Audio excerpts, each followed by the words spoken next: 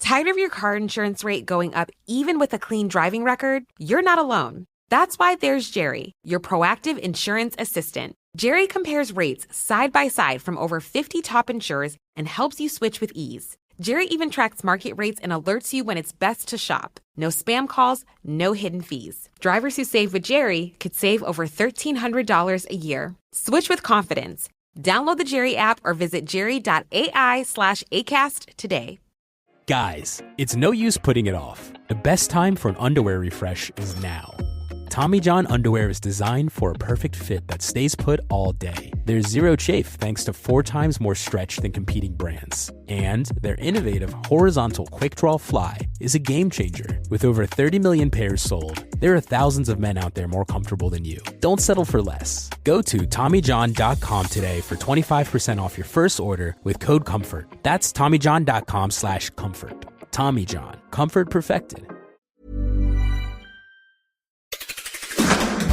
7 things you don't really need to know, but probably should. I'm Jamie East, and this is the Sunday 7. I'm Ciara Revens in for Jamie East this week, and on today's episode of the award-winning Sunday 7, we look at new research linking menopause and dementia, check the time on the doomsday clock, and follow a monarch butterfly to Mexico. Plus, Will Guyatt, the Smart 7's resident tech guru, gets in a tangle with an AI chatbot and explains why tennis stars are cross about Whoop. If you're enjoying our episodes, please do like and follow us wherever you get your podcasts. We're here 7 days a week at 7 a.m. with the 7 biggest stories on the Smart 7 in association with Metro.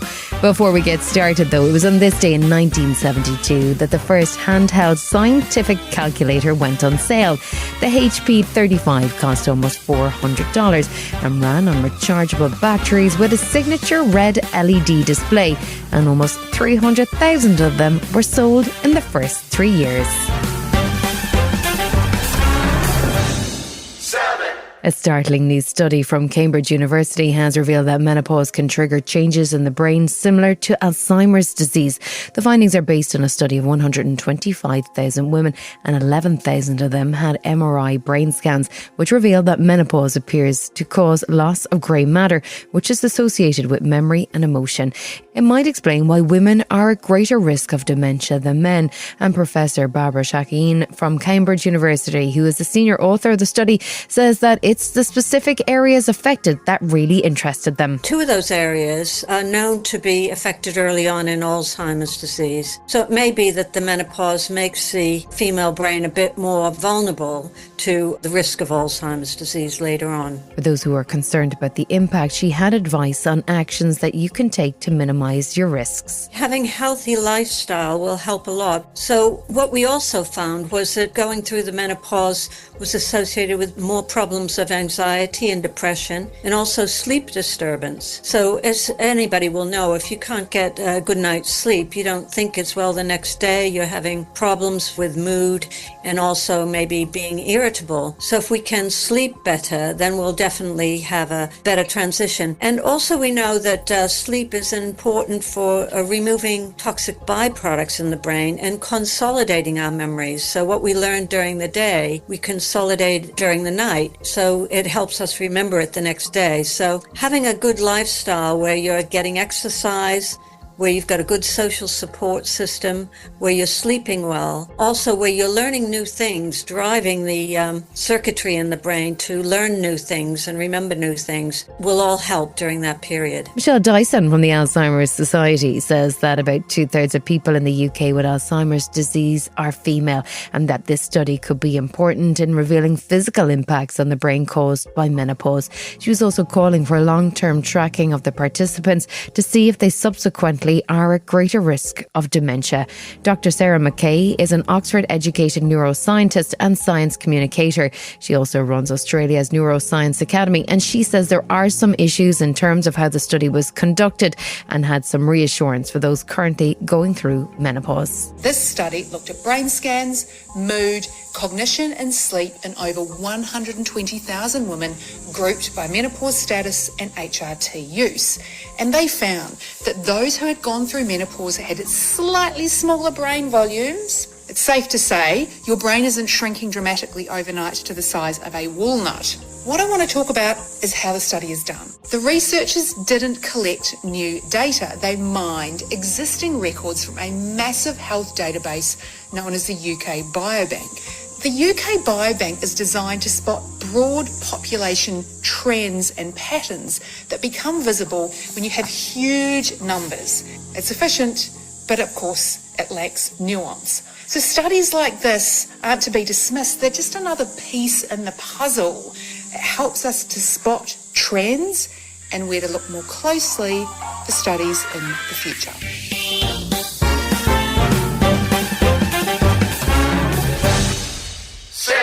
It's that time of the week when we catch up on the biggest stories in tech with the man the bad parts of the internet love to hate, the Smart 7's tech guru, Will Guyatt. So, well, it's been all go at the Australia Open tennis this week, but strangely, it's a tech gadget that's been making the headlines. What's going on? The organisers of the tournament stopped players from wearing a fitness band from a company called Whoop, and this is despite the international tennis body allowing its members to wear them if they turned off the ability to use haptic controls, which meant the player could actively be using it within the game. So Whoop is like a super sporty Apple Watch. Yeah, exactly. It's one of those fitness bands, but those who love it really love it. Before it got onto the wrists of real sports people, it was a social media success, recommended between users on groups that were dedicated to exercise or sport. And essentially, it sits on your wrist like a smartwatch, but has an array of sensors and some really smart AI software, which brings all the data and signals from your body together in a really decent app. Mine tells me how many steps I do from the sofa to the fridge, and let me tell you, boy does it do that well. But lots of pro athletes are now wearing them, including tennis world number ones Carlos Alcaraz and Anya Sabalenka. Ronaldo wears one too, as does LeBron James. So there's some big names wearing them, and not all of these people have big sponsorship deals with the company. Why would the Australian Open have a problem with that? It's hard to understand because these devices are only giving athletes and their coaches access to their own data. It's not like it can administer a huge dose of horse steroids halfway through a tennis set. But the creators of Whoop have gone one step further to ensure those tennis players who use it can still use it at the Australian Open. They've rapidly created ways of wearing it under your clothing, and they say it would require a strip search to uncover, something that currently can't happen in world tennis. So the response of the organisers was that we don't allow wearable tech in our tournaments. No, but you'll find ensuring players can slap on that really expensive watch because they're all sponsored by them. I wonder if this is all about organisers not getting sponsorship, and money talks, doesn't it? It's not the only tech drama either. Explain to me, who is Amelia? Amelia was a purple-haired teen created for a simple game that was used by a UK government initiative to target extremism in the north of the country, and depending on your view, this was an admirable aim. But then others started using it for a different purpose, to declare their love for England, also lovely, until the character starts warning about the dangers of militant Muslims or third world migrants invading our country. And there's also a lot of obsession around pork sausages with the meme too. In short, this character was subverted from its initial plan, and then because it was gaining popularity and lots of posts were being made, somebody launched a cryptocurrency based on the meme, and of course, everyone's favourite internet funster Elon Musk piled in and shared this new cryptocurrency and the meme on his platform X. So it's good intentions gone off the rails. It does feel like that, and besides this, my covering this as a tech journalist appears to have forced me into some kind of reality vortex, and lots more X accounts this week have become very aware of my sheer brilliance, and boy do I know it. Did you get into a bit of a tangle over it, Will? Well, if you mean by getting a load of grief from faceless accounts on X, yeah, you know the type, the ones not using their real name with a painting of a 19th century English lord as their profile picture. It got so weird that I even had to tell them I shopped at Aldi in Wootton Bassett this week before it was posted like a state secret on X. What a time to live. And finally, it looks like we might be facing another year of big tech versus big law. TikTok have settled a pretty big case, right? They have, and it's a landmark trial that looks at the issue of youth addiction. So the case centres on a 19-year-old woman who alleges she became addicted to social media at a young age because all of the platforms used attention-grabbing design. The court filings say that her prolonged use fueled her depression and suicidal thoughts, and she wanted to hold the platforms legally responsible. So TikTok settling here is a big deal. But this is huge and also not intentionally huge, and let me explain. By settling, TikTok is no longer wrapped into this case about the dangers of social media. By paying out before it's legally admitted no guilt, So if Meta and YouTube, who are still fighting the case, lose it, arguably the floodgates will open for follow-on cases. But by playing 9-dimensional shadow chess, TikTok has taken itself out of the loop. And that means somebody would then have to go through the effort of proving TikTok was knowingly allowing young people to become addicted to its platform. By settling, TikTok thinks it's dodged a bullet and could potentially no longer be involved in these cases, or would have to have another long and lengthy legal process to be reinserted to an argument about whether or not it is also an addictive social media platform. Confusing, but important to give you that information. It's not going to solve the problem of social media addiction though, is it? No, and this is just another way of big law trying to work out a way of getting through the seemingly impenetrable US legal shields that protect big tech. And at the end of this legal battle, teams get bigger, lawyers get richer, but users still continue to struggle. Still to come on the Sunday 7 in association with Metro, a new invention to help tidy up space, and some good news if you're struggling with AI.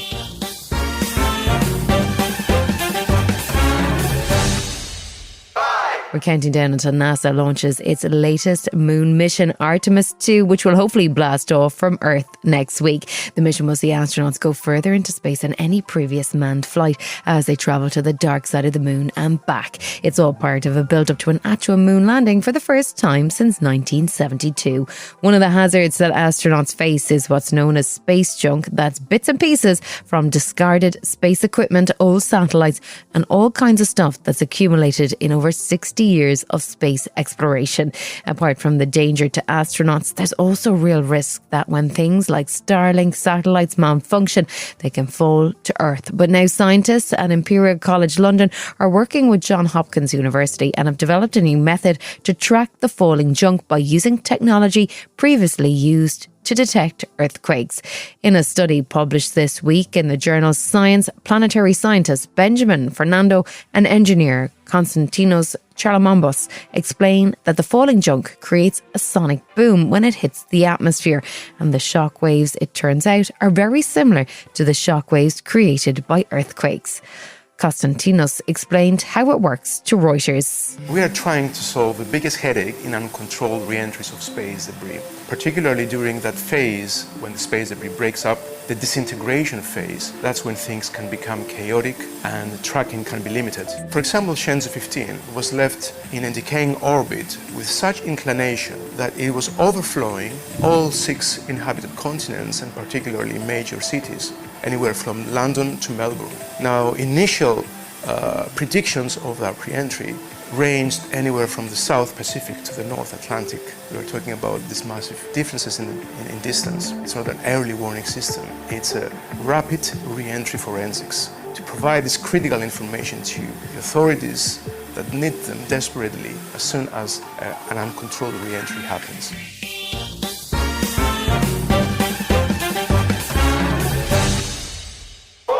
If you're not paying close attention, it can be hard to keep track of what is happening with AI. But what is clear is that it is going to play an increasing role in all of our lives. For many people, though, it can be hard to know where to start, which systems to use and what to watch out for.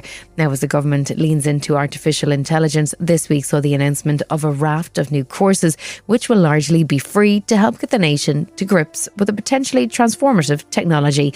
The aim is to train 10 million people, which would make it the largest training scheme since the launch of the Open University back in 1971.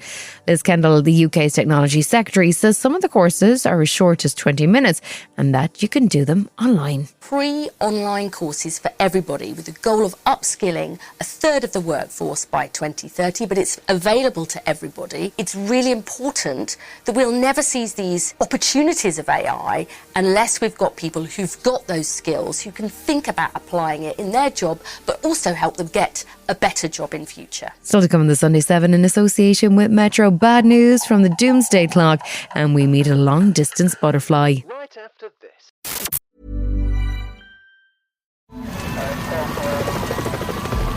A question from AT&T and FirstNet. When you dedicate your life to saving others, don't you deserve something dedicated to you? We think so. That's why the government chose us, AT&T, to build FirstNet, a one-of-a-kind nationwide network for first responders. Because their connection changes everything. Learn more at firstnet.com.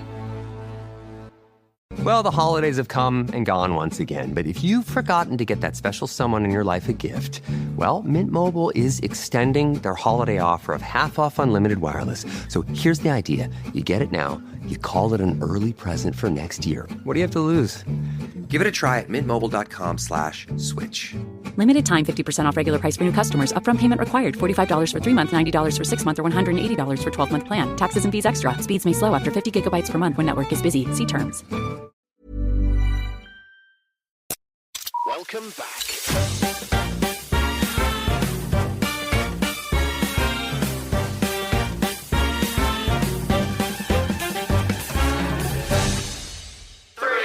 2025 was a challenging year, there is no doubt about that, and it seems like 2026 hasn't started much better, and there's only one official measure of how close to disaster the planet is, and that is the eternally optimistic doomsday clock. The doomsday clock was first established in 1947 by Albert Einstein and the man behind the Manhattan Project, Robert Oppenheimer. They intended to act as a warning for the world that the Bulletin of Atomic Scientists have updated the time on the clock every year since. It initially started at 7 minutes to midnight, and there have been years in which it moved backwards, but this year it's not one of them. Alexandra Bell is a policy expert and the CEO of the Bulletin. The Doomsday Clock is a tool for communicating how close we are to destroying the world with technologies of our own making. The risks we face from nuclear weapons, climate change, and disruptive technologies are all growing. It is a hard truth, but this is our reality. It is now 85 seconds to midnight. This is the closest the world has ever been to midnight. 85 seconds is 4 seconds closer to disaster than last year, and the threats counted by the scientists now include things like climate change.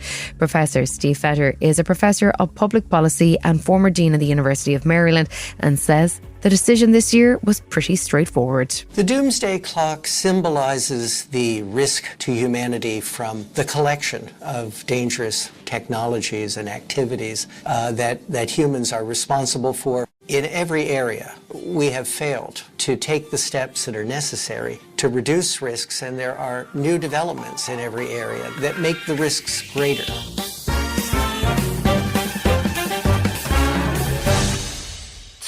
We've just heard about the Doomsday Clock, and now we move to the so-called Doomsday Glacier. It does sound a bit grim, but scientists are actually making significant progress in a hugely complicated project, which could tell us a lot about what happens next with global warming.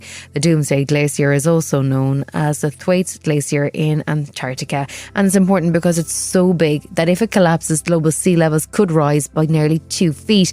The glacier is about the size of the UK, and the team of scientists have made their way to a critical point where the glacier lifts off the seabed, and they're now planning to drill holes using hot water to see what's going on underneath the ice.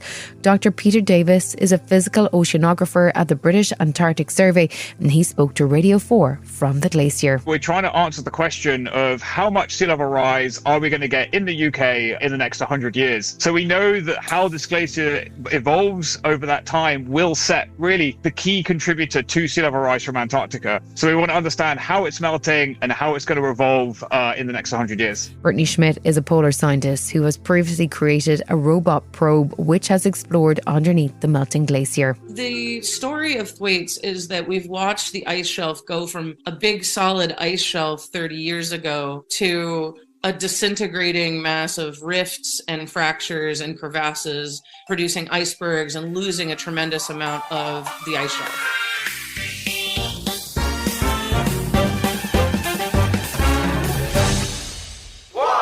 Monarch butterflies are one of the largest and most dramatic looking of the species, but we only rarely see them in the UK. They're far more common in Canada, but they're not just a set of pretty wings, they're also incredibly long distance travellers. Each year the monarchs travel from Canada all the way to Mexico. That's a journey of almost 2,000 miles, but now global warming is putting that migration at risk. It's because of the nectar they need to power their journey, and as temperatures rise, the nutritional qualities of the nectar have declined, which means they just don't have the same energy for the trip. Dan Fagan is a Pulitzer Prize winning journalist who teaches science journalism at New York University, and he's also writing a book about monarch butterflies.